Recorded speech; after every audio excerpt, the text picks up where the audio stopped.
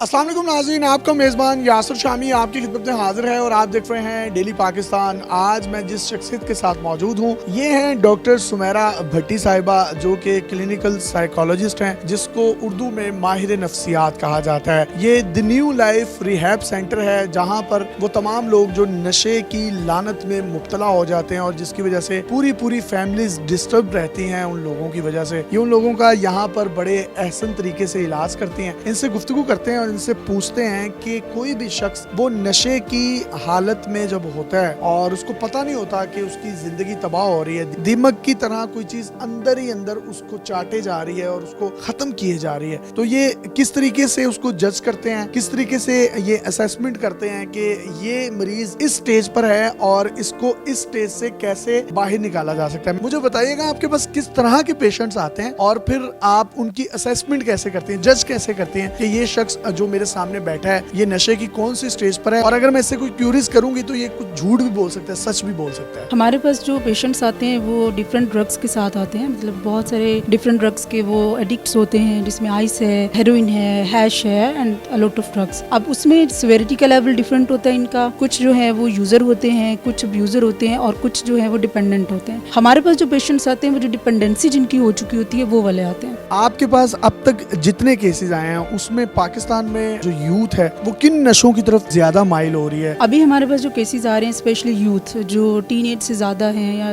30 से कम हैं, वो आइस एडिक्ट के साथ आ रहे हैं। आइस बहुत ज्यादा यूज कर रहे हैं, इसके अलावा हैश और हेरोइन, ये बहुत कॉमन ड्रग्स हैं। अमूमन ये होता है कि जो हैश के पेशेंट है, जिसको चर्स कहते हैं, वो बहुत कम आते हैं हमारे पास। एक तो उसको कंसीडर ही नहीं किया जाता कि एक बहुत बड़ा प्रॉब्लम है, इस वजह से शायद, और दूसरा ये कि हमारा प्रॉब्लम है कि जब तक पानी सर से ऊपर नहीं जाता हमारे घर वाले डिसीजन नहीं लेते, हमें लगता ही नहीं क्योंकि प्रॉब्लम है। और जब बच्चे हार्ड ड्रग्स की तरफ चले जाते हैं, जैसे आइस है, हेरोइन है, अल्कोहल है, तो फिर फैमिलीज उनको लेके आती हैं हमारे। बहुत से वालिदैन जो होते हैं वो इस तजब्जुब का शिकार होते हैं कि उनका बच्चा अगर उनके सामने कुछ ऐसी एक्टिविटीज कर रहा है लेकिन उनसे छुपा रहा है, लेकिन उनको पता नहीं चल रहा कि ये किस तरह के नशे में मुब्तला है या उसके सिम्टम्स क्या हैं। तो आमतौर पर जो शख्स आइस यूज करता है या बहुत ज्यादा चर्स पीता है या अल्कोहल इस्तेमाल करता है, उसके आम तौर पर सिम्टम्स होते क्या हैं जिसको कोई भी शख्स देखकर जज कर सकता है? हर ड्रग के सिम्टम्स मुख्तलिफ होते हैं। अगर आइस की मैं बात करूँ तो आइस में ये मोस्ट कॉमन जो है वो नींद का ना होना। एक पेशेंट जो है अगर वो यूज कर रहा है तो वो 3 दिन तक सो नहीं पाएगा। इसके अलावा उसकी रैपिड जो है वो स्पीच होती है, बहुत तेज बात करना, इरिटेबिलिटी बहुत ज्यादा होती है, एग्रेसिव बिहेवियर होता है। जो चर्स के सिम्टम्स है उसमें ये मोस्ट कॉमन जो है वो आइस का रेड हो जाना। इसके अलावा पेशेंट जो है वो बहुत ज्यादा अग्रेसिव होते हैं और कुछ बहुत काम हो जाते हैं, भूख नहीं लगती उनको,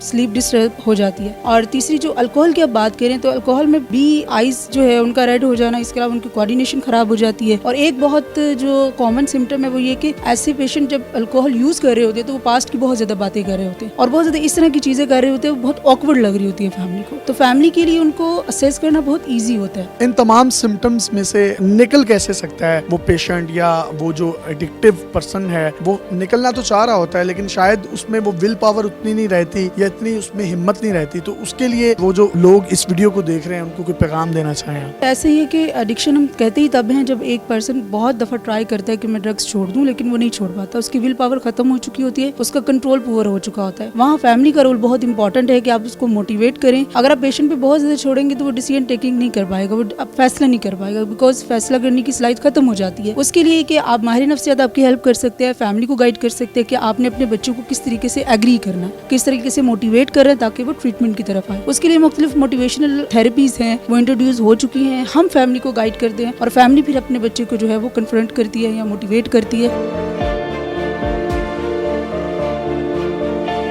दिन तक या कितने हफ्तों तक आप बच्चे को अपने पास रखते हैं, उस शख्स को अपने पास रखते हैं जो इस लानत में मुब्तला होता है, उसको निकालने के लिए? और उस पूरे पीरियड में आप कौन कौन से उस पर आप सेशन अप्लाई करते हैं जिसकी मदद से वो विद इन वीक्स या विद इन मंथ्स इस लानत से बाहर आ जाता है? ये तो वेरी करता है कि आपका प्रॉब्लम कितना सिवियर है। डिटॉक्सिफिकेशन की अगर हम बात करें तो फर्स्ट स्टेप जो होता है वो डिटॉक्सिफिकेशन है, वो डिफरेंट टाइम का होता है, 14 डेज, 21 डेज, 1 मंथ, वो जो भी ड्रग्स ले रहे हैं उसके अकॉर्डिंग। देन उनकी रिकवरी होती है। अगर पेशेंट विलिंग है तो ان کی काउंसलिंग की जाती है, फैमिली थेरेपी की जाती है, इंडिविजुअल थेरेपी की जाती है, उसमें साइकोलॉजिस्ट होते हैं, एडिक्शन काउंसलर्स होते हैं. इसके अलावा उनकी ग्रुप थेरेपी होती है जिसमें उनको बताया जाता है कि ड्रग्स के जो नुकसानात हैं वो क्या हैं, एंड उनको ये भी बताया जाता है कि addiction is a disease. Skill सिखाई जाती हैं कि अभी अगर ड्रग्स छोड़ दिए हैं तो वापस जो उस सोसाइटी में जाके किस तरह री इंटीग्रेट करेंगे. कुछ बहुत सारे लोग ऐसे होते हैं जिनको वैसे ही साइकोलॉजिकल प्रॉब्लम्स होते हैं, कुछ नफ्सियाती मसाइल होते हैं जैसे डिप्रेशन है, एंग्जाइटी है, बाइपोलर है, एंगर का मसला है, तो वो भी हमसे कांटेक्ट कर सकते हैं. उनको ये चीज़ें सिखाई जा सकती हैं कि आपने एंगर को कैसे मैनेज करना है, एंग्जाइटी को कैसे मैनेज करना है. बिकॉज ड्रग्स की तरफ